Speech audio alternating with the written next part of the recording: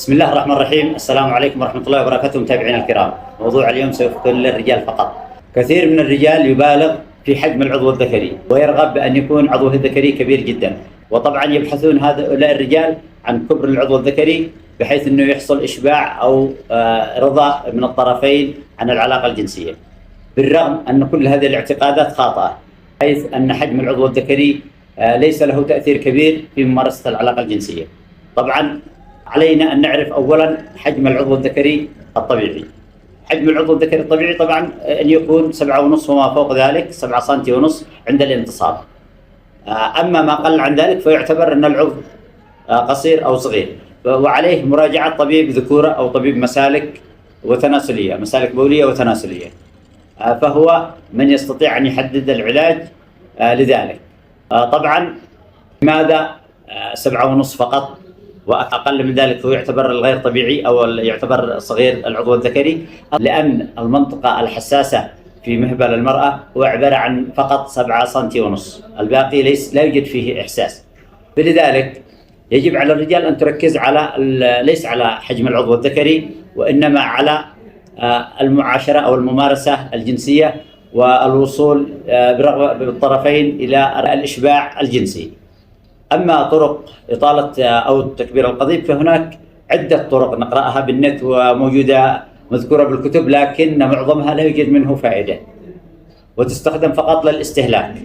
لكن سأورد لكم اليوم ما هي الطرق التي منها فائدة والطرق التي لا يوجد لها دليل علمي أو إثبات علمي أنها تفيد في تطويل العضو الذكري لدى الرجل. طبعا التي لا تفيد أولا من تلك الطرق استخدام الحبوب، بعضهم يلجأ إلى استخدام حبوب، والبعض أيضا يستخدم أعشاب لتطويل القضيب وهذا أيضا لا تفيد، والبعض يستخدم الزيوت، لكن هذه الزيوت تعمل على تدفق الدم بشكل كبير مما يشعر الشخص أن القضيب لديه عندما يكون منتصب يكون أطول.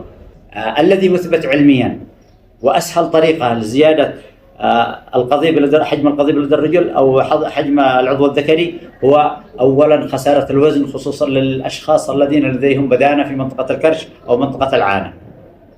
فعند فقدانك لأي وزن بهذه المنطقة أو فقدان الدهون في هذه المنطقة فسوف يزداد العضو الذكري بحجم حوالي سنتي إلى سنتي ونص. لذلك عليك التخلص أولا من الدهون أو من السمنة التي في منطقة البطن. ثانيا عليك استخدام الأعشاب التي الجنسي والهليون وغيرها من المنشطات الجنسية التي تعمل على تدفق الدم للعضو الذكري مما يشعرك بأنه أكبر. أيضا منها اللجوء إلى تجميليا إلى حلاقة منطقة العانة مما يشعرك بطول أيضا القضيب أكثر. كذلك أيضا هناك تمارين كينغل أو كينغل وهي موجودة أيضا بالنت وهي تعمل على الإطالة. كذلك أيضا من ضمن الممارسات أنه استخدام أجهزة الشفط. من ضمن أيضا الممارسات هي ما يقوم به الجراحين وهم جراحين الذكورة وأيضا جراحين اختصاصية المسالك البولية والتناسلية بإزالة الربط التي موجود في الحوض بحيث أنه يزداد من 4 سنتي إلى 5 سنتي، وهذا يقوموا بها لكن لها مخاطر أنه عدم الانتصاب فيما بعد. أيضا من ضمنها أنه حقن القضيب أيضا بالدهون أو بالسيليكون. هذه الإجراءات تعمل على تطويل حجم العضو الذكري لدى الرجل.